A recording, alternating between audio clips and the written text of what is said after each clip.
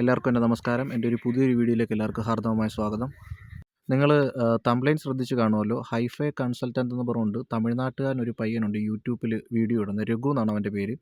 ഞാൻ അവനെ കഴിഞ്ഞ കുറേ കാലങ്ങളായിട്ട് നോക്കിക്കൊണ്ടിരിക്കുന്നതായിരുന്നു. ഇനി കഴിഞ്ഞിടയ്ക്കാണ് അവനുമായിട്ട് വിളിച്ച് സംസാരിക്കുകയും ഈ വിസയുടെ കാര്യങ്ങളൊക്കെ ചോദിക്കുകയും എടുക്കുകയും ചെയ്തത്. അവനും ഇതുപോലത്തെ വിസ തട്ടിപ്പ് ഇവിടെ ചെയ്യുന്നതാണ്. അപ്പോൾ നമുക്ക് ആ വോയിസ്, അവനോട് സംസാരിച്ച വോയിസ് റെക്കോർഡ് നമുക്കൊന്ന് കേട്ടു നോക്കാം.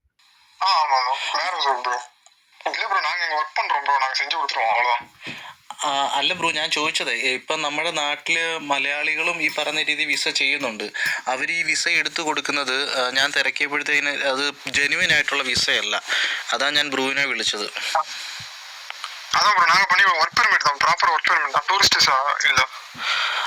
വർക്ക് അത് 3 വർഷത്തെയാണോ അതോ 1 കൊല്ലത്തെ, എങ്ങനെയാ അത്?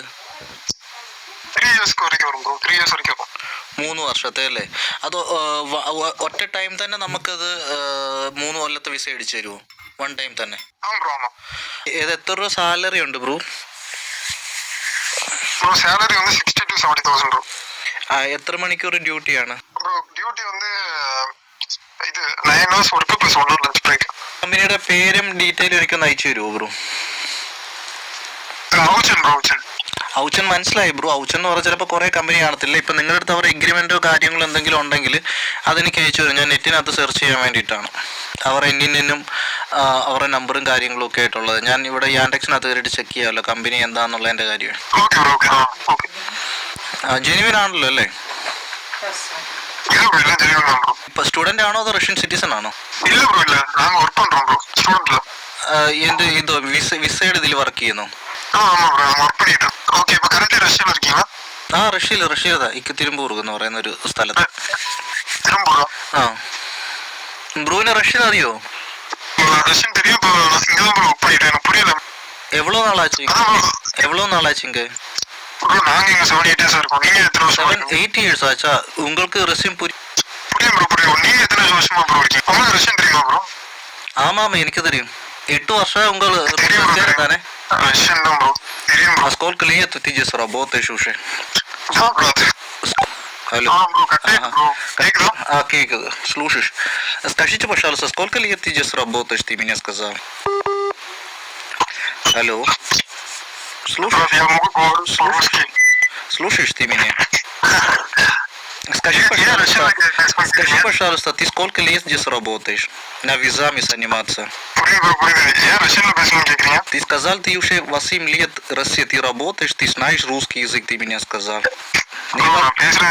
നീ വന്ന് சொல்லியது 8 வருஷമായി റഷ്യയിൽ இருக்கு, உங்களுக்கு ரஷ்ய மொழி தெரியும் தானே சொல்லியது? தேவை இருக்கு, அதுதான். 8 വർഷമായിട്ട് താമസിക്കുന്നത് നിനക്ക് റഷ്യൻ അറിയണ്ടേ? ഏത് വിസയില ഇവിടെ വിസ ചെയ്തോണ്ടിരിക്കുന്ന പറഞ്ഞേ? ഏത് വിസയില നീ ഇവിടെ വിസ ചെയ്തെന്നാ പറഞ്ഞേ? ഏത് വിസയില നീ ഇവിടെ വിസ ചെയ്തോണ്ടിരിക്കുന്ന പറഞ്ഞേ?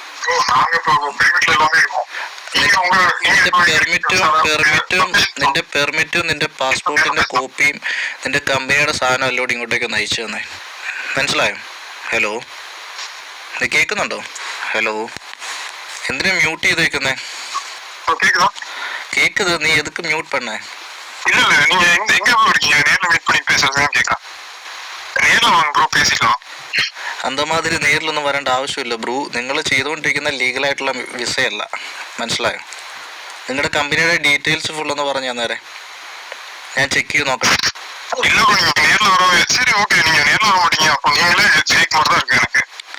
ഞാൻ ഫേക്ക് ആയിരുന്നു, എനിക്ക് നിന്നെ വിളിക്കേണ്ട ആവശ്യം? ഞാൻ എതുക്ക് ഫേക്ക് പണല്ലോ? ഞാൻ എന്തിന് ഫേക്ക് ആണോ? നീയല്ലേ വിസ ചെയ്യുന്നത്? യൂട്യൂബിൽ വന്ന് ചാനലിലൂടെ പറഞ്ഞിട്ട് ഇവിടെ ജോലി ഉണ്ടെന്ന് പറഞ്ഞ നാള് ഇവിടെ വേലയിരിക്കുന്ന നീ തന്നെ. നീ റേഞ്ച് കട്ടാക്കി വിട്ടോണ്ടിരിക്കുവല്ലേ? കേൾക്കുന്നുണ്ടോ നീ? കട്ട് ചെയ്ത് വിടുവാണല്ലോ.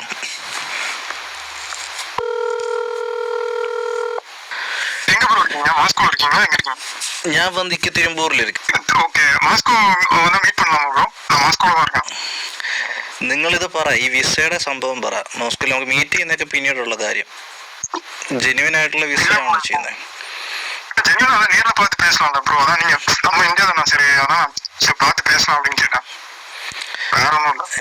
ഫോണിലെ சொல்லுங்க ப்ரோ, ஃபோன்லேயே பேசலாமா? Okay bro, okay. இல்லை நீங்கள் சொல்லுங்கள், நம்ம அடுத்த நெக்ஸ்ட் மந்த் கூட 1 வீக் அப்புறம் கூட நம்ம அந்த ടൈം அங்கே வந்தோன்னா கூட മീറ്റ് பண்ணலாம் தான் കേട്ടാ. അല്ല ബ്രോ, നിങ്ങൾ ഇതിൻ്റെ കറക്റ്റായിട്ടുള്ള ഡീറ്റെയിൽസ് പറ. നൈറ്റ് உங்களுக்கு நான் கால் பண்ணி ഫ്രീயாக பேசலாம், சரிங்களா?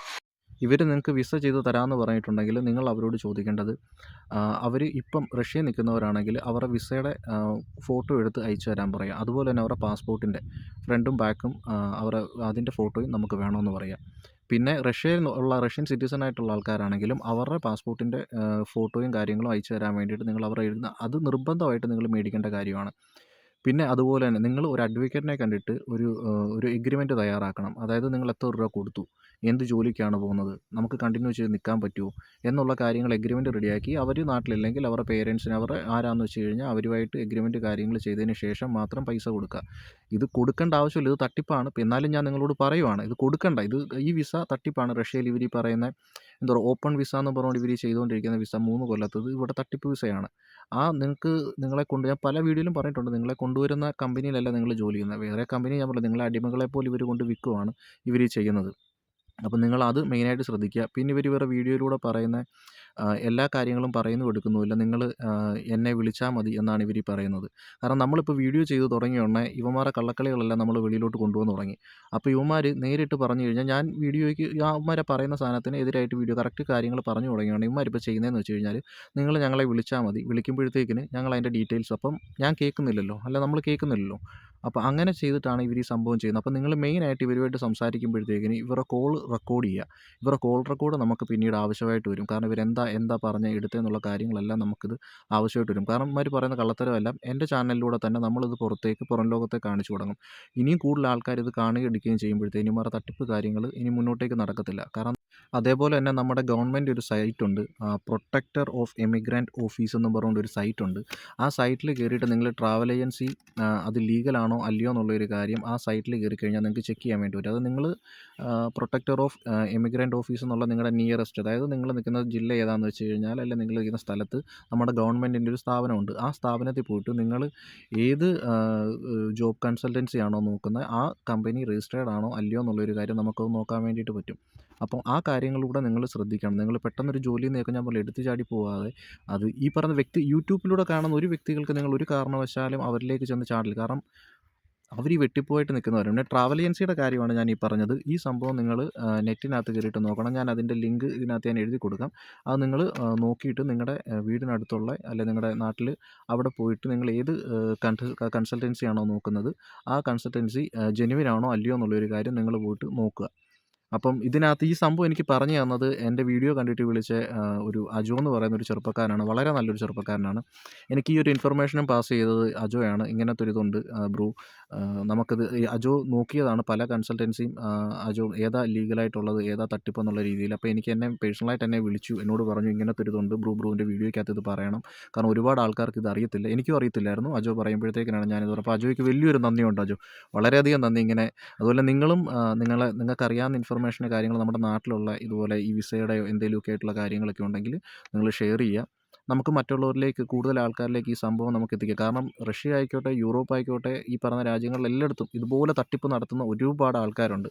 അപ്പോൾ നമ്മൾ അവരുടെ കയ്യിൽ നമ്മുടെ ആൾക്കാർ ചെന്ന് പെടാതിരിക്കണം.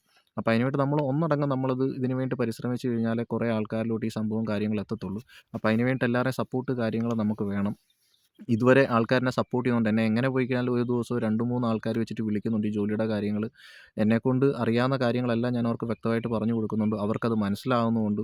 ഏതാ റിയലായിട്ടുള്ളതും ഏതാ തട്ടിപ്പ് എന്നുള്ള കാര്യം അവർക്ക് മനസ്സിലാക്കാൻ പറ്റുന്നുണ്ട്. അതുകൊണ്ട് നിങ്ങൾ മനസ്സിലാക്കുക, ഈ യൂട്യൂബ് ചാനൽ തുടങ്ങി വെച്ച് ഈ രഘു ആയിക്കോട്ടെ, ഈ പറയുന്നതിൻ്റെ കൂട്ട് ഞാൻ പേരെടുത്ത് എല്ലാവരെയും മെൻഷൻ ചെയ്ത് പറയുന്നതിൽ ഒരുപാട് ആൾക്കാരുണ്ട്.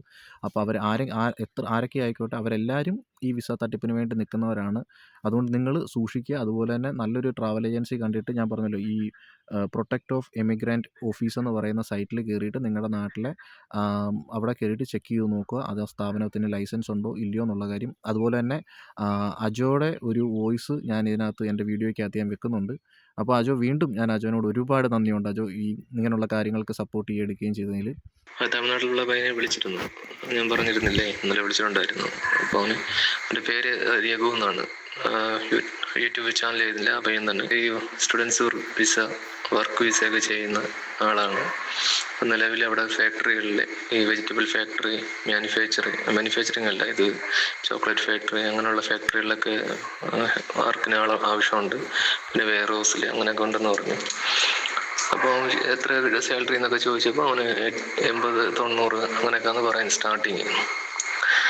പിന്നെ ഞാൻ ചോദിച്ചത് എങ്ങനെയാണ് എൻ്റെ കാര്യങ്ങൾ ചോദിച്ചപ്പോൾ അവന് കുറച്ച് ടൈം എടുക്കും, അപ്പം നിങ്ങളുടെ കാര്യങ്ങളൊക്കെ ക്ലിയർ ആയി വരും, ഒരു 6 മാസം പിടിക്കും അങ്ങനെയൊക്കെ പറയുന്നത്.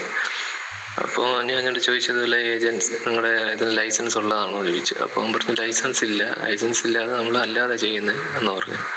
അപ്പോൾ അവന് ഇടയ്ക്ക് തന്നെ ഞാൻ ചോദിക്കുന്നതിനൊക്കെ അവന് ഈ വിക്കി സംസാരിക്കുന്നത്, അതിന് അവന് ആൻസർ കിട്ടുന്നില്ല.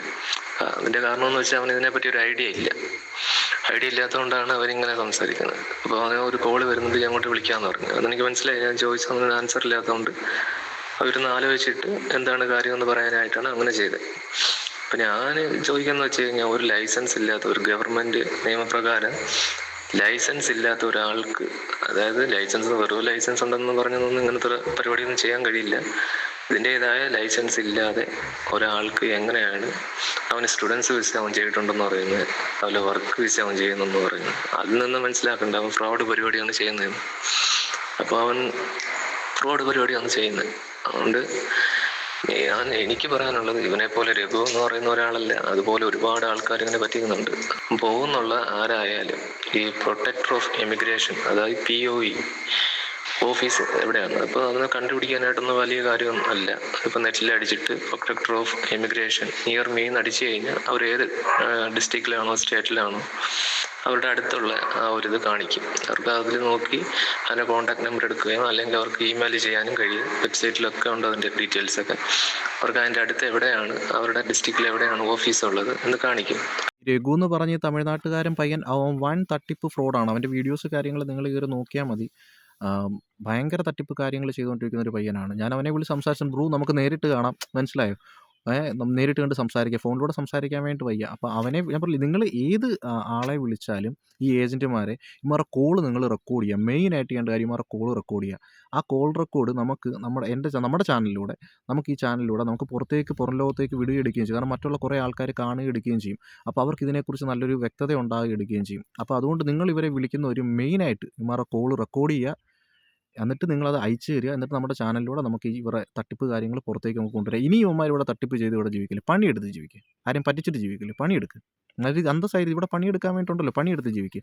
ഇവന്മാർ വന്നു നിൽക്കുന്ന വിസകൾ ഈ പറഞ്ഞതിൻ്റെ കൂട്ട് ഈ 3 കൊല്ലത്തെ ഈ തട്ടിപ്പ് വിസയിലാണ് ഇവിടെ വന്നു നിന്നിട്ടാണ് ഈ പറഞ്ഞ പരിപാടിയും കാര്യങ്ങളൊക്കെ ചെയ്യുന്നത്. രഘു എന്ന് പറഞ്ഞവനൊക്കെ ഇതാണ് പരിപാടി. അപ്പം കേരളം മാത്രമല്ല, തമിഴ്നാടുണ്ട്. ഹിന്ദിക്കാരുടെ കാര്യം നോക്കിപ്പോയി കഴിഞ്ഞാൽ അത് കുറേ ഉണ്ട്.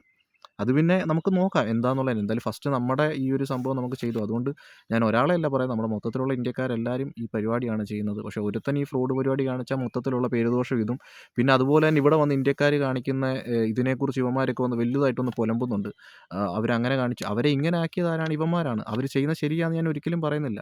അവരുടെ കയ്യിലെ കാശും മേടിച്ച് അവരെയും പറ്റിച്ച് ഒരു കഷ്ടപ്പെടുത്തുന്ന ഒരു അടിമകളെ പോലെ കൊണ്ടിട്ട് അവരെ അടിമപ്പണി എടുപ്പിച്ച് അവരുടെ മൈൻഡ് ആ പാടെ പോയി.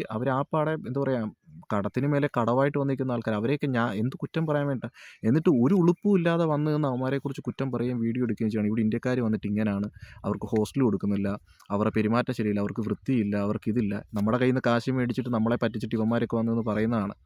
അപ്പോൾ അതുകൊണ്ട് നിങ്ങൾ ഇവന്മാരെ വിളിക്കുമ്പോഴത്തേക്ക് ആയിക്കോട്ടെ, ഇവന്മാരുമായിട്ടുള്ള കോൾ റെക്കോർഡ് മെയിനായിട്ട് എടുക്കുക.